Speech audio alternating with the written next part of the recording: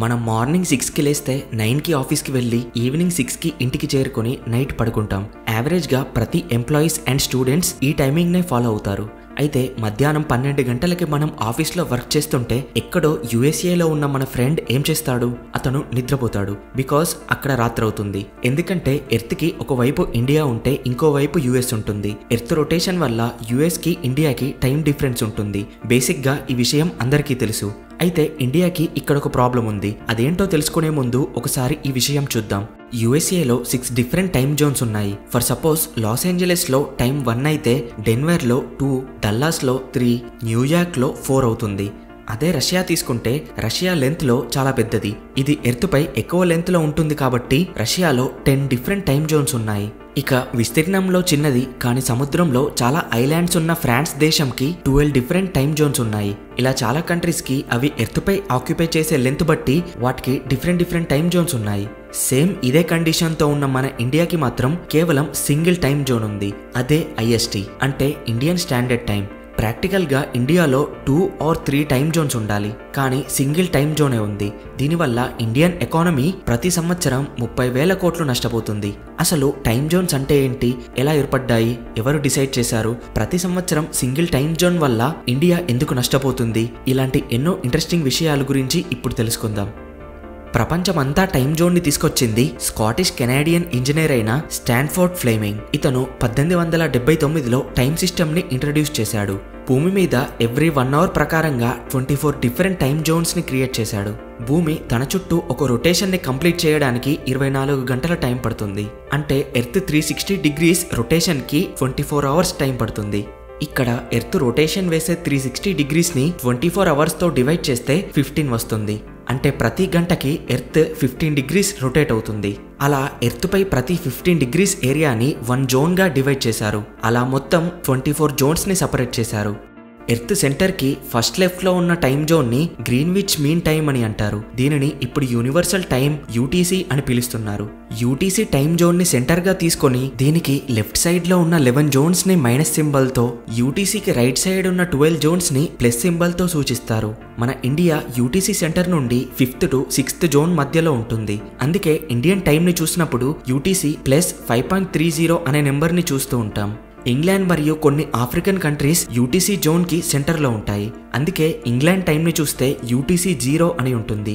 ఇక యుఎస్ లో UTC -4, -5, -6 times ని చూస్తూ ఉంటాం. ఇలా వరల్డ్ టైం జోన్స్ ఉంటాయి. అయితే ఇండియా ఉన్న విస్తీర్ణంకి ఇండియాలో 2 టైమ్ జోన్స్ ఉండాలి.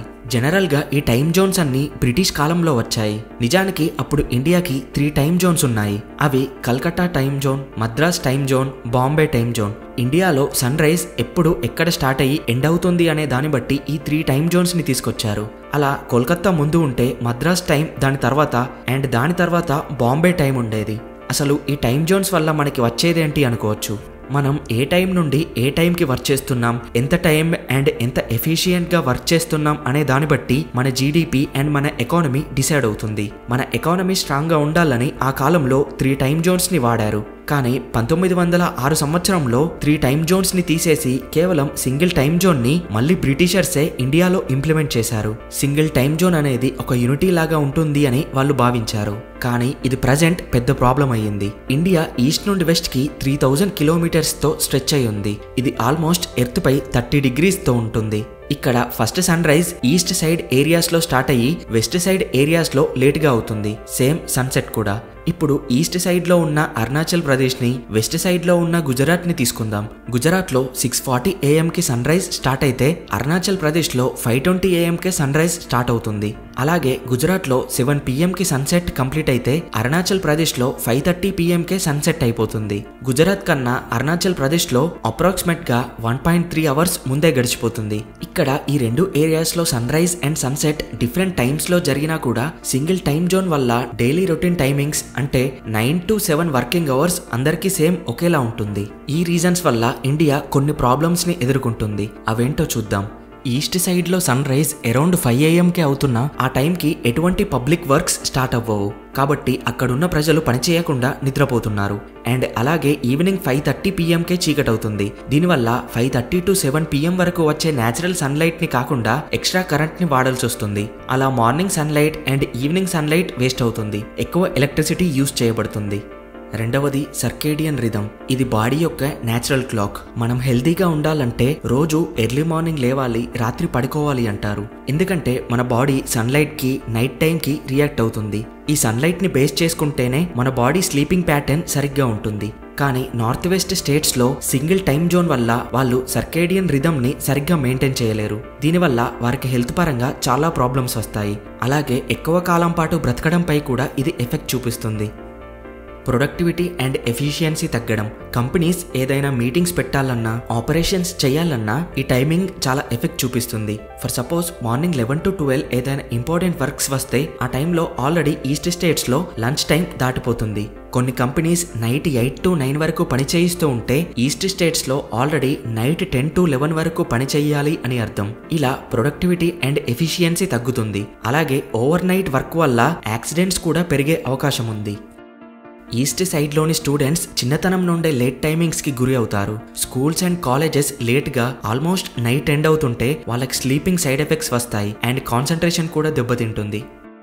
ఆల్మోస్ట్ ఇండియాలో ఒకే టైంలో సెలబ్రేట్ చేసే events east and west sides వాళ్ళకి తేడా ఉంటుంది. ఎగ్జాంపుల్కి ఒక క్రికెట్ లీగ్ని తీసుకుంటే ఇవి నైట్ 11 వరకు జరుగుతాయి. అంటే ఆల్మోస్ట్ ఈస్ట్ స్టేట్స్లో ఇండైరెక్ట్గా అప్పుడు 12:30 అవుతుంది అని అర్థం. ఇలా TV shows, new year, national activities అన్నింటిలో ఈస్ట్ స్టేట్స్ టైం డిఫరెన్స్ కారణంగా వెనకబడతాయి. ఇలా ఎలక్ట్రిసిటీ కన్జంప్షన్ పెరగడం, ప్రొడక్టివిటీ తగ్గడం, ఇంకా చాలా కారణాల వల్ల డైరెక్ట్గా అండ్ ఇండైరెక్ట్గా ప్రతి సంవత్సరం ఇండియాకి 30,000 కోట్ల నష్టం వస్తుంది. అండ్ ఈ ప్రాబ్లం ఈస్ట్ స్టేట్స్కే కాదు, ఇండియాకి చెందిన అండమాన్ అండ్ నికోబార్ ఐలాండ్స్ పై కూడా ఎక్కువగా పడుతుంది. అండమాన్ ఐలాండ్స్లో అయితే కొన్ని నెలల్లో 4:40 AM సన్ రైజ్ స్టార్ట్ అవుతుంది. కానీ గవర్నమెంట్ ఆఫీసెస్ మాత్రం 10 AM మొదలవుతాయి. అంటే ఆ టైంకి అండమాన్లో మధ్యాహ్నం అవుతుంది. ఒకవేళ 2 టైమ్ జోన్స్ని గనక పెట్టాల్సి వస్తే ఉత్తరప్రదేశ్, ఛత్తీస్గఢ్, ఆంధ్రప్రదేశ్ని కలుపుతూ ఒక లైన్గా తీసుకుంటే ఆ లైన్కి right side and left side స్టేట్స్ని IST1, IST2గా 2 వేరు టైమ్ జోన్స్గా పెట్టవచ్చు. అయితే ఇలా 2 టైమ్ జోన్స్ పెట్టడం వల్ల కూడా కొన్ని ప్రాబ్లమ్స్ ఉన్నాయి. మన ఇండియాలో లిటరసీ రేట్ 77%. చదువుకొని 23% వారు మాత్రమే కాదు, చదువుకున్న 77%లో వారికి కూడా చాలా మందికి ఈ టైమ్ జోన్స్ అర్థం కావు. బసెస్లో ఒకేసారి ఈ 2 టైమ్ జోన్స్లో ప్రయాణించే వారికి చాలా కన్ఫ్యూజింగ్గా ఉంటుంది. అండ్ దేశంలో ఉన్న ప్రతి ఒక్కరికి అర్థమయ్యేలా చెప్పడం సాధ్యం కాదు. ఏరోప్లేన్ అండ్ ట్రైన్ డిలే టైమింగ్స్కి అందరూ కన్ఫ్యూజ్ అవుతారు. అండ్ ట్రైన్ యాక్సిడెంట్స్ కూడా పెరుగుతాయి. ఎందుకంటే ఇండియాలోని రైల్వే సిగ్నల్స్ ఆటోమేటిక్గా కాకుండా మాన్యువల్గా ఆపరేట్ చేయబడతాయి. అయితే ఈ 2 టైమ్ జోన్స్ని ప్రతిరోజు 100 ట్రైన్స్ అటు ఇటు క్రాస్ చేస్తాయి. అలాగే చాలా రూట్స్లో సింగిల్ ట్రాక్సే ఉంటాయి. ఇలా 2 టైమ్ జోన్స్ని పర్ఫెక్ట్గా మేనేజ్ చేయకపోతే యాక్సిడెంట్స్ తప్పవు. ఇండియాలో ఇంటర్నేషనల్ బిజినెస్ ఎక్కువగా జరగడానికి సింగిల్ టైమ్ జోన్ కూడా ఒక కారణం. ఎందుకంటే ఇండియాలో ఏ ప్రాంతంలోని ఏ కంపెనీ అయినా ఒకే టైంని ఫాలో అవుతుంది. 2 టైమ్ జోన్స్ వల్ల industry timings, office timings, banking timings అన్నీ 2 ఉంటాయి. కాబట్టి ఆల్రెడీ రన్ అయ్యే కంపెనీసే కాకుండా కొత్తగా వచ్చే చాలా కంపెనీస్కి కన్ఫ్యూజింగ్గా ఉంటుంది. ఇంటర్నేషనల్ బిజినెస్ తగ్గుతుంది. ఇండియా ఇప్పుడిప్పుడే డెవలప్ అవుతున్న కంట్రీ కాబట్టి 2 టైమ్ జోన్స్ అనేది చాలా రిస్కీ. ప్రజెంట్ దేశంలో ఉన్నవారంతా ఒకే టైం జోన్లో పనిచేస్తున్నారు. Trading and business time to time జరుగుతుంది. దీనివల్ల అందరూ యూనిటీగా ఉన్నారు. 2 టైమ్ జోన్స్ ఉంటే అన్ని సెక్టార్స్లో వర్కింగ్ టైమింగ్స్ మారతాయి. అలా వేరే వేరే టైమ్ జోన్స్ వారు తాము ఒక సపరేట్ దేశంగా కావాలి అని డిమాండ్ చేసే ఛాన్సెస్ కూడా వస్తాయి. యూనిటీ మిస్ అవుతుంది. పొలిటికల్ పార్టీస్ మధ్య గొడవలు పెరుగుతాయి. ఆల్రెడీ కులాలు, మతాల గొడవలే కాకుండా అప్పుడు ఈ టైమ్ జోన్స్ కొత్త సమస్యగా అవుతుంది. ఇలా సింగిల్ టైమ్ జోన్ వల్ల కొన్ని ప్రాబ్లమ్స్ ఉంటే 2 టైమ్ జోన్స్ వల్ల కొత్త ప్రాబ్లమ్స్ వస్తాయి. అయితే national institute for advanced science వారు ఇండియన్ టైమ్ జోన్ కి ఒక ఆల్టర్నేటివ్ సొల్యూషన్ చెప్పారు. 2 టైమ్ జోన్స్ కాకుండా ప్రజెంట్ ఉన్న సింగిల్ టైమ్ జోన్ ని ఒక అరగంట ముందుకు జరిపితే అప్పుడు ఈస్ట్ స్టేట్స్ వాళ్ళకి కొంత టైం బ్యాలెన్స్ అవుతుంది. ఎలాగో అరగంటే కాబట్టి దీనివల్ల వెస్ట్ స్టేట్స్లో అంతగా ప్రాబ్లం ఉండదు. ఇలాంటి టైం అడ్జస్ట్మెంట్ మెథడ్స్ని already China, Malaysia, South Korea, Singapore ఇలాంటి చాలా దేశాలు చేశాయి. వాళ్ళు వాళ్ళ టైం జోన్ని కొద్దిగా అడ్జస్ట్ చేసుకొని ప్రొడక్టివిటీ పెంచుకొని అడ్వాన్స్డ్గా మారాయి. ఇలా single time zone, double time zone adjustment చేయడం, వీటి వల్ల మీకు ఏది బెస్ట్ అనిపిస్తుందో మీ ఒపీనియన్ ఏంటో కింద కామెంట్లో చెప్పండి. ఓకే ఫ్రెండ్స్, ఈ వీడియో మీకు నచ్చితే లైక్ చేసి షేర్ చేయండి. ఇలాంటి interesting and useful videos miss కాకుండా పొందడానికి ఛానల్కి సబ్స్క్రైబ్ అవ్వండి. Thanks for watching.